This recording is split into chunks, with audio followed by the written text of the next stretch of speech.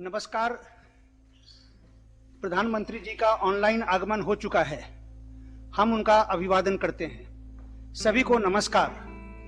आज का कार्यक्रम transparent taxation honouring the honest platform के लोकार्पण के लिए आयोजित है।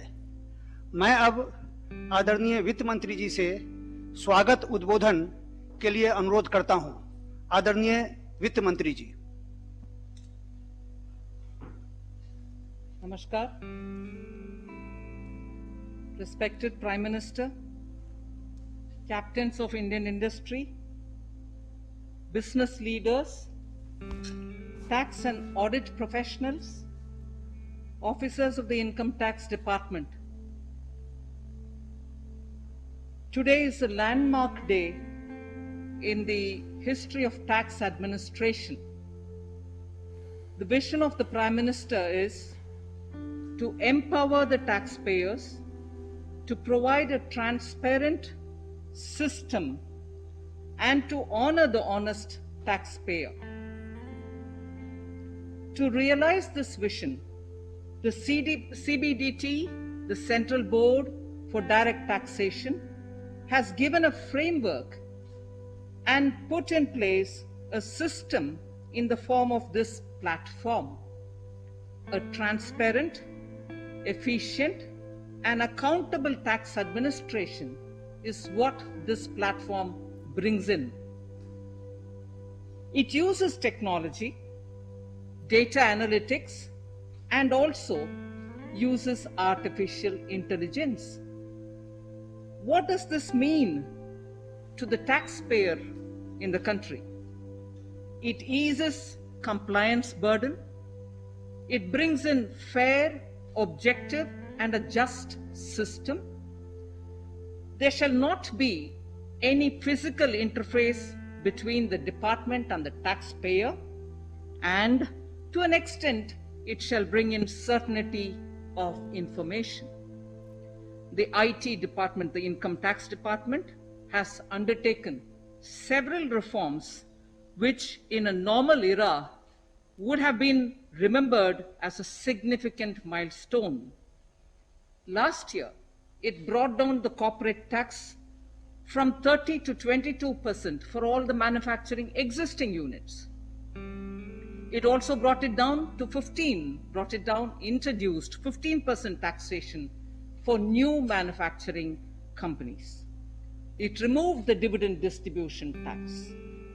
It also simplified the personal income tax structure and gave a complete framework of option with simplified and reduced tax structure for those who did not want exemptions or deductions.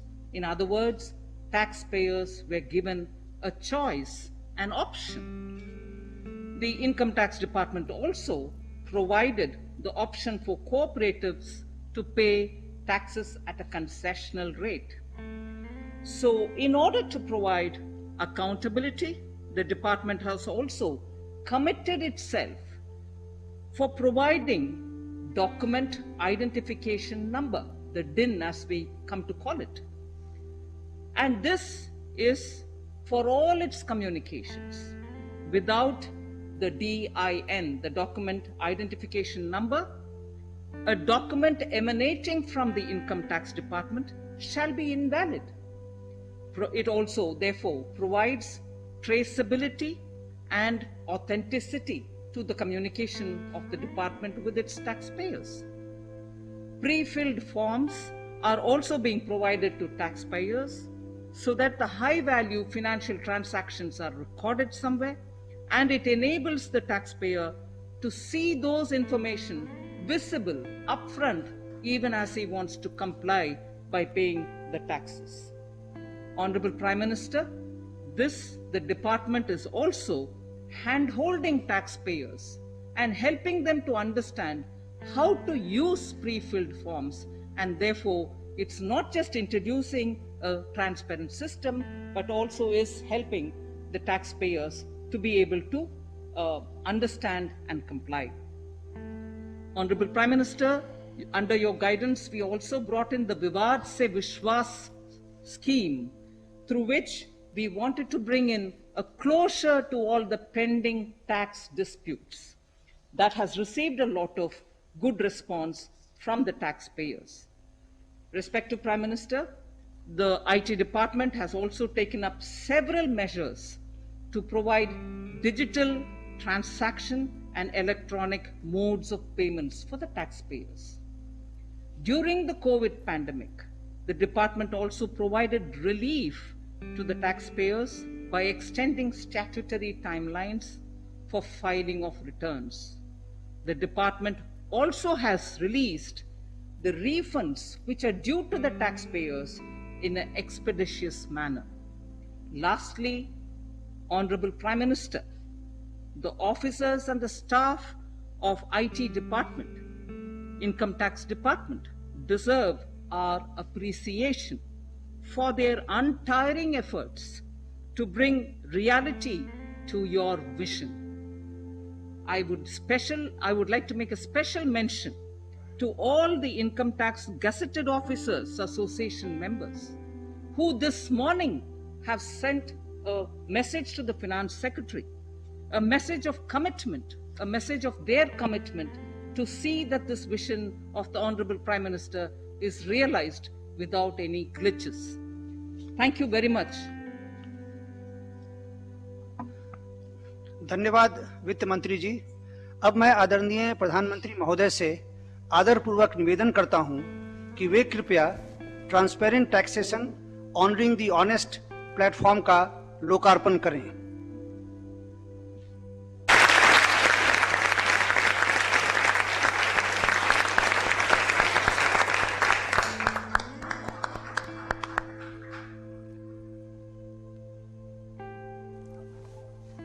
नमस्ते जी।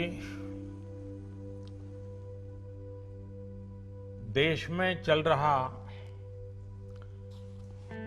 Structural reforms का सिलसिला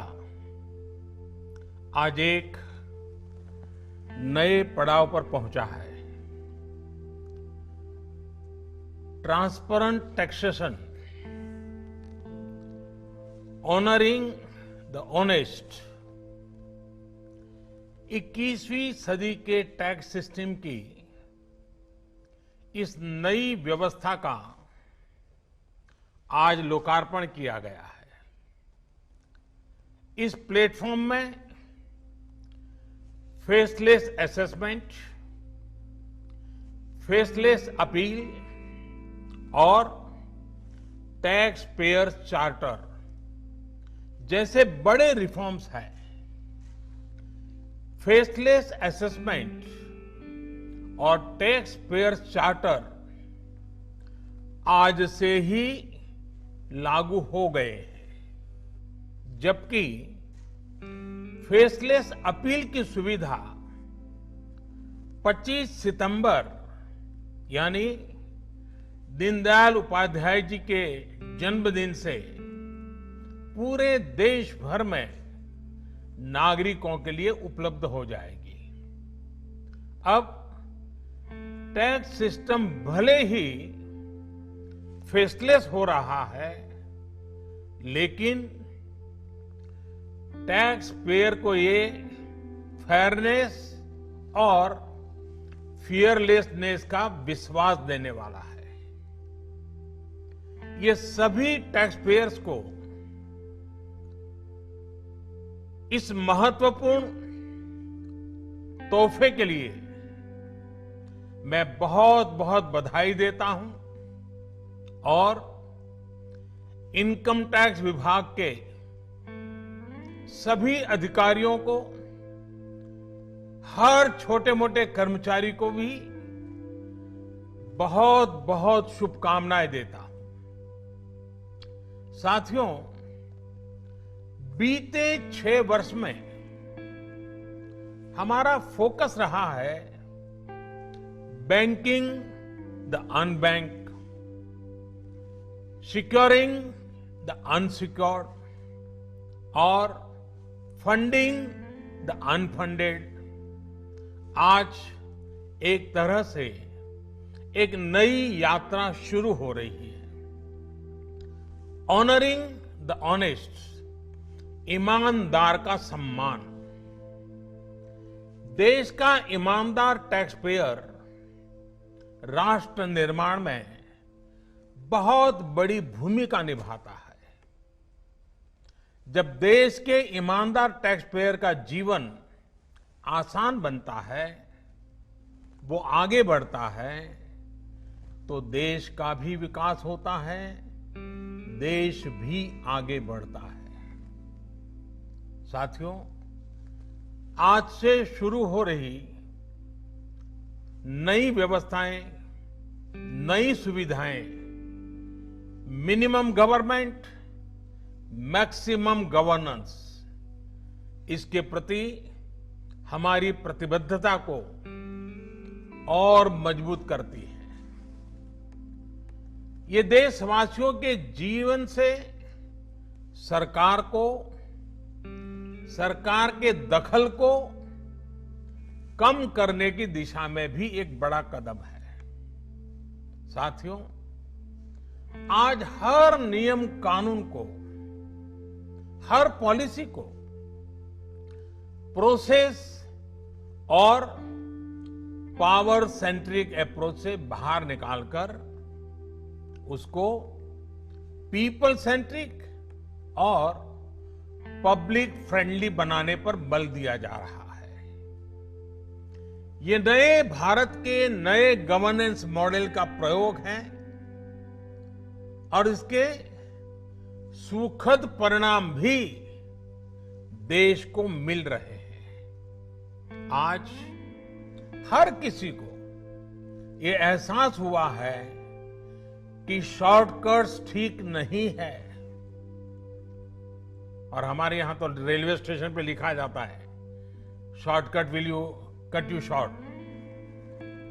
गलत तौर तरीके अपनाना सही नहीं है। वो दौर अब पीछे चला गया है। अब देश में माहौल इस ओर आगे बढ़ रहा है कि कर्तव्य भाव को सर्वोपरि रखते हुए सारे काम होने चाहिए। सवाल यह है कि ये बदलाव आखिर कैसे आ रहा है? क्या ये सिर्फ सख्ती से आया है? क्या ये सिर्फ सजा देने से आया है? जी नहीं, बिल्कुल नहीं। इसके अगर मोटे मोटे तौर पर मैं कहूं तो 4 बड़े कारण हैं। पहला, पॉलिसी ड्रिवन गवर्नेंस। जब पॉलिसी स्पष्ट होती है तो ग्रे एरियाज मिनिमम हो जाते हैं और इस कारण व्यापार में, बिजनेस में और सरकार के और निर्णयों में भी डिस्क्रिशन की गुंजाइश कम हो जाती है। दूसरा, सामान्य जन की ईमानदारी पर विश्वास। तीसरा, सरकारी सिस्टम में ह्यूमन इंटरफेस को सीमित करके टेक्नोलॉजी का बड़े स्तर पर उपयोग। आज सरकारी खरीद हो, सरकारी टेंडर हो या सरकारी सेवाओं की डिलीवरी, सब जगह टैग इंटरफेस सर्विस दे रहे हैं। और चौथा, हमारी जो सरकारी मशीनरी है, जो ब्यूरोक्रेसी है, उसमें एफिशिएंसी, इंटीग्रिटी और सेंसिटिविटी के गुणों को रिवॉर्ड किया जा रहा है, पुरस्कृत किया जा रहा है। साथियों, एक दौर था जब हमारे यहां रिफॉर्म्स की बहुत बातें होती थी। कभी मजबूरी में कुछ फैसले लिए जाते थे, कभी दबाव में कुछ फैसले हो जाते थे, तो उन्हें रिफॉर्म कह दिया जाता था। इस कारण इच्छित परिणाम नहीं मिलते थे। अब ये सोच और अप्रोच दोनों बदल गई है। हमारे लिए रिफॉर्म का मतलब है रिफॉर्म नीति आधारित हो, टुकड़ों में नहीं हो, होलिस्टिक हो और एक रिफॉर्म दूसरे रिफॉर्म का आधार बने, नए रिफॉर्म का मार्ग बनाए। और ऐसा भी नहीं है कि एक बार रिफॉर्म करके रुक गए। ये निरंतर सतत चलने वाली प्रक्रिया है। बीते कुछ वर्षों में देश में 1,500 से ज्यादा कानूनों को समाप्त किया गया है। ईज ऑफ डूइंग बिजनेस की रैंकिंग में भारत आज से कुछ साल पहले 134वें नंबर पर था। आज भारत की रैंकिंग 63 है। रैंकिंग में इतने बड़े बदलाव के पीछे अनेकों रिफॉर्म्स हैं, अनेकों नियमों कानूनों में बड़े परिवर्तन है। रिफॉर्म्स के प्रति भारत की इसी प्रतिबद्धता को देखकर विदेशी निवेशकों का विश्वास भी भारत पर लगातार बढ़ रहा है। कोरोना के इस संकट के समय भी भारत में रिकॉर्ड एफडीआई का आना इसी का उदाहरण है। साथियों, भारत के टैक्स सिस्टम में फंडामेंटल और स्ट्रक्चरल रिफॉर्म्स की जरूरत इसलिए थी क्योंकि हमारा आज का ये सिस्टम गुलामी के कालखंड में बना और फिर धीरे धीरे इवॉल्व हुआ। आजादी के बाद इसमें यहां वहां थोड़े बहुत परिवर्तन किए गए, लेकिन लार्जली सिस्टम का कैरेक्टर, उसकी चाल चलन वही रहा। परिणाम यह हुआ कि जो टैक्स पेयर राष्ट्र निर्माण का एक मजबूत पिलर है, जो देश को गरीबी से बाहर निकालने के लिए योगदान दे रहा है, उसको कटघरे में खड़ा किया जाने लगा। इनकम टैक्स का नोटिस फरमान की तरह बन गया। देश के साथ छल करने वाले कुछ मुट्ठी भर लोगों की पहचान के लिए बहुत से लोगों को अनावश्यक परेशानी से गुजरना पड़ा। कहां तो टैक्स देने वालों की संख्या में गर्व के साथ विस्तार होना चाहिए था और कहां गठजोड़ की, साठगांठ की व्यवस्था बन गई। इस विसंगति के बीच ब्लैक और व्हाइट का उद्योग भी फलता फूलता गया। इस व्यवस्था ने ईमानदारी से व्यापार कारोबार करने वालों को, रोजगार देने वालों को और देश की युवा शक्ति की आकांक्षाओं को प्रोत्साहित करने के बजाय कुचलने का काम किया। साथियों, जहां कॉम्प्लेक्सिटी होती है, वहां कंप्लायंस भी मुश्किल होता है। कम से कम कानून हो, जो कानून हो वो बहुत स्पष्ट हो, तो टैक्स पेयर भी खुश रहता है और देश खुशहाल होता है।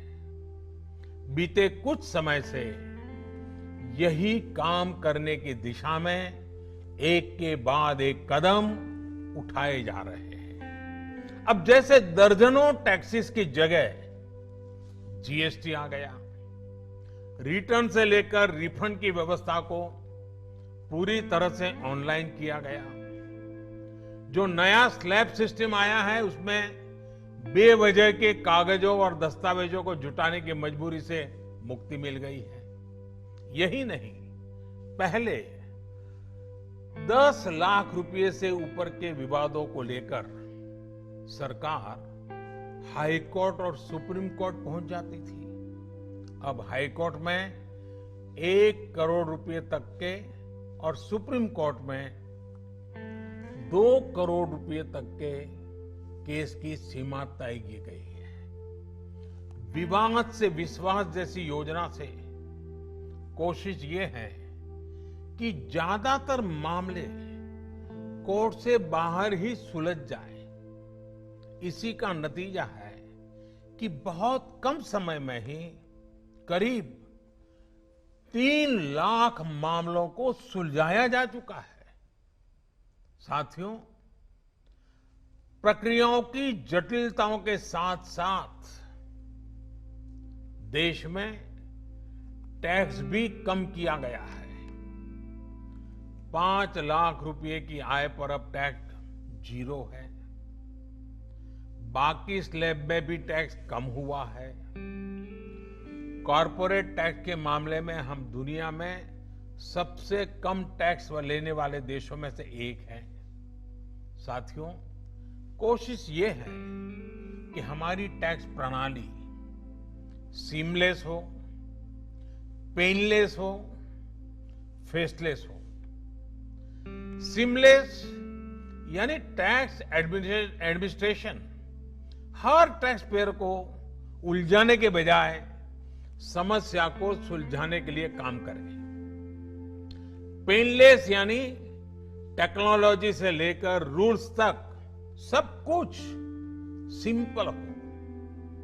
फेसलेस यानी टैक्स पेयर कौन है और टैक्स ऑफिसर कौन है, इससे मतलब ही नहीं होना चाहिए।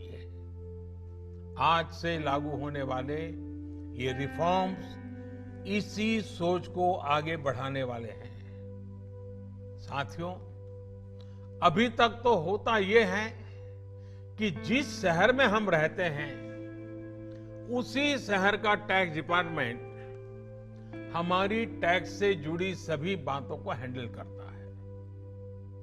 स्क्रूटिनी हो, नोटिस हो, सर्वे हो या फिर जब्ती हो, इसमें उसी शहर के इनकम टैक्स डिपार्टमेंट की आयकर अधिकारी की मुख्य भूमिका रहती है। अब ये भूमिका एक प्रकार से खत्म हो गई है। अब इसको टेक्नोलॉजी की मदद से बदल दिया गया है। अब स्क्रूटिनी के मामलों को देश के किसी भी क्षेत्र में किसी भी अधिकारी के पास रैंडम तरीके से आवंटित किया जाएगा। अब जैसे मुंबई के किसी टैक्स पेयर का रिटर्न से जुड़ा कोई मामला सामने आता है, तब इसकी छानबीन का जिम्मा मुंबई के अधिकारी के पास नहीं जाएगा, बल्कि संभव है कि वो चेन्नई चला जाए, गुवाहाटी चला जाए, रायपुर चला जाए, अहमदाबाद चला जाए। वो फेसलेस टीम के पास जा सकता है और वहां से भी जो आदेश निकलेगा उसका रिव्यू किसी दूसरे शहर, कहीं जयपुर हो जाएगा, बेंगलुरु हो जाएगा, चेन्नई हो जाएगा, कोची हो जाएगा, वहां की टीम करेगी। अब फेसलेस टीम कौन सी होगी, इसमें कौन होगा, ये भी कंप्यूटर रैंडमली तय करेगा। और ये प्रक्रिया भी बार बार उसमें बदलाव होता रहेगा। साथियों, इस सिस्टम से करदाता और इनकम टैक्स दफ्तर को जान पहचान बनाने का, प्रभाव और दबाव का मौका अब 0 हो गया। सब अपने अपने दायित्व के हिसाब से काम करेंगे। डिपार्टमेंट को इससे लाभ ये होगा कि अनावश्यक मुकदमेबाजी बचेंगे उससे। दूसरा, ट्रांसफर पोस्टिंग में लगने वाली गैर जरूरी ऊर्जा से भी अब राहत मिलेगी। इसी तरह टैक्स से जुड़े मामलों की जांच के साथ साथ अपील भी अब फेसलेस होगी। साथियों, इस एक महत्वपूर्ण रिफॉर्म के साथ साथ आज भारत एक बहुत महत्वपूर्ण कदम उठा रहा है। और वो है टैक्स पेयर चार्टर। ये टैक्स पेयर चार्टर भी देश की विकास यात्रा में बहुत बड़ा कदम है और टैक्स पेयर के लिए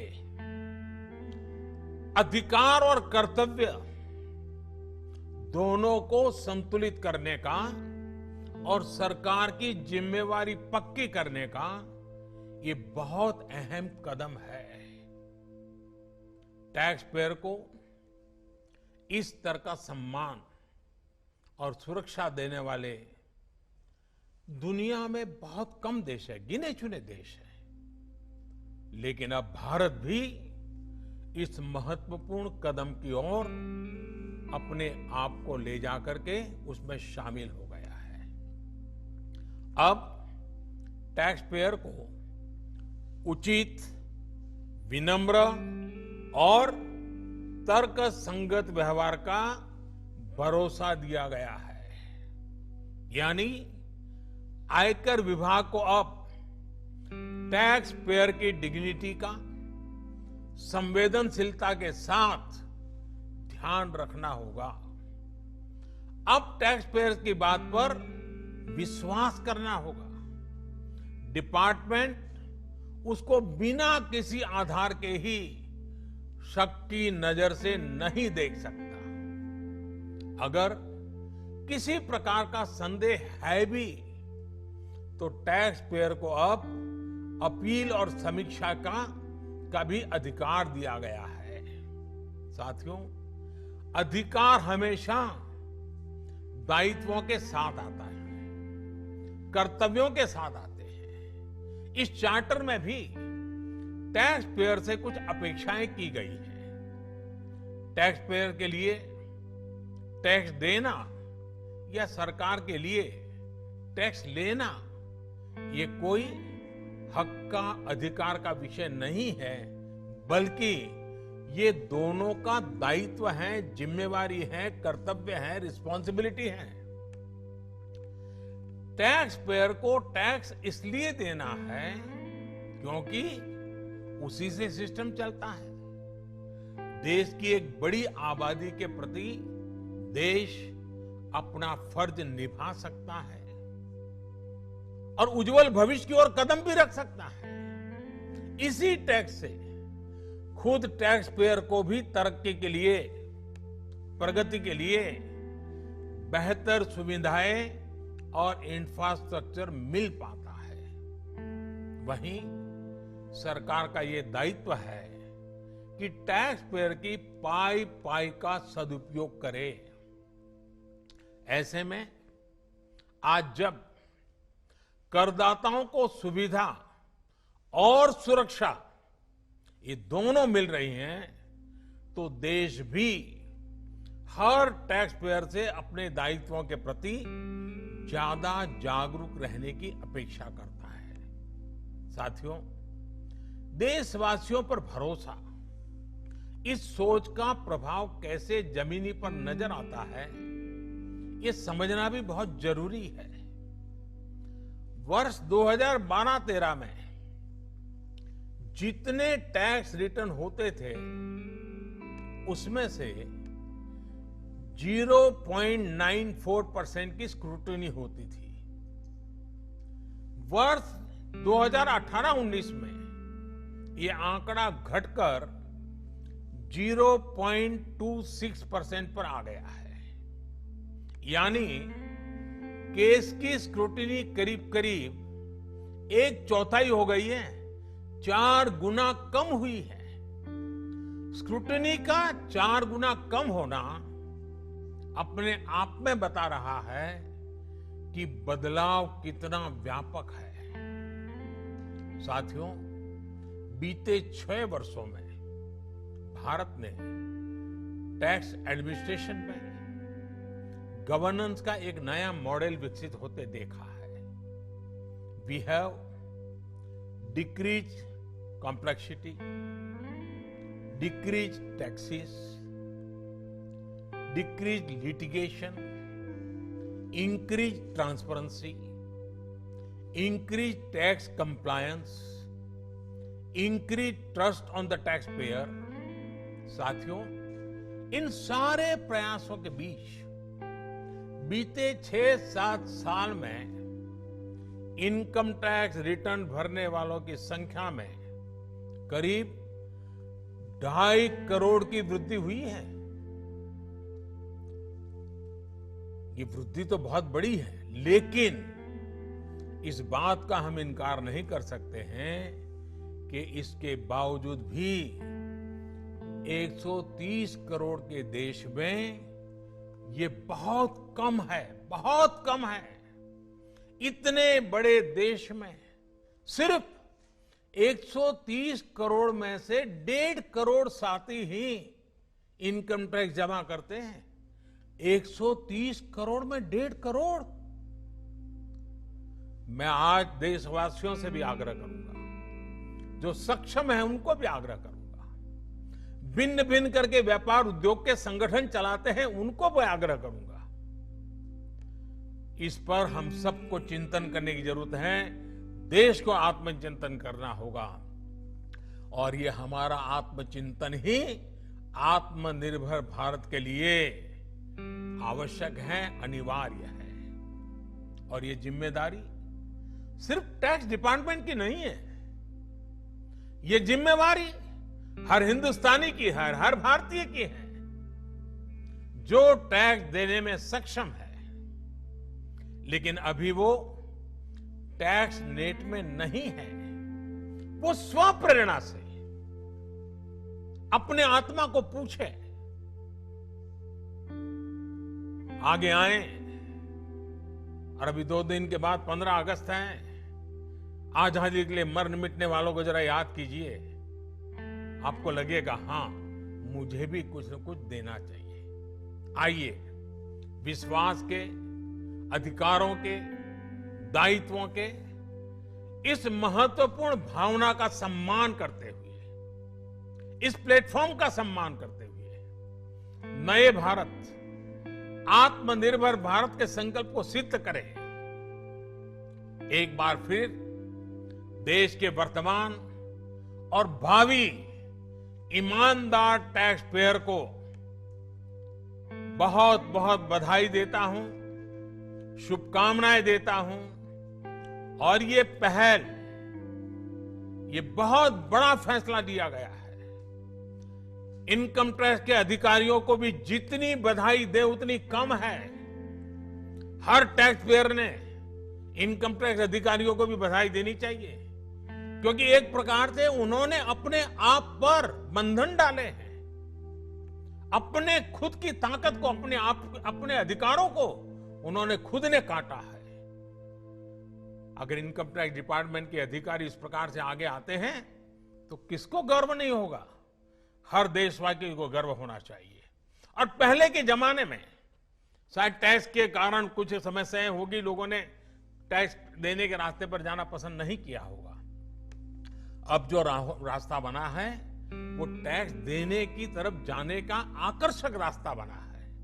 और इसलिए आइए, भव्य भारत के निर्माण के लिए इस व्यवस्था का लाभ भी उठाएं और इस व्यवस्था को जोड़ने के लिए आगे भी आए।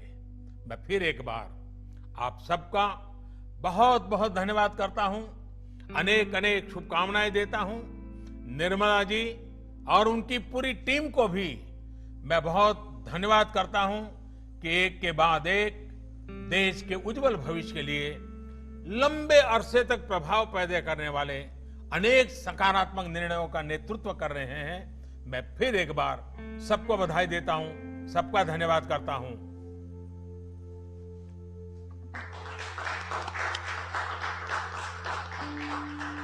धन्यवाद, धन्यवाद प्रधानमंत्री जी। इस कार्यक्रम के अंत में हम आपका, आदरणीय वित्त मंत्री जी का, वित्त राज्य मंत्री जी का और सभी का आभार प्रकट करते हैं। धन्यवाद।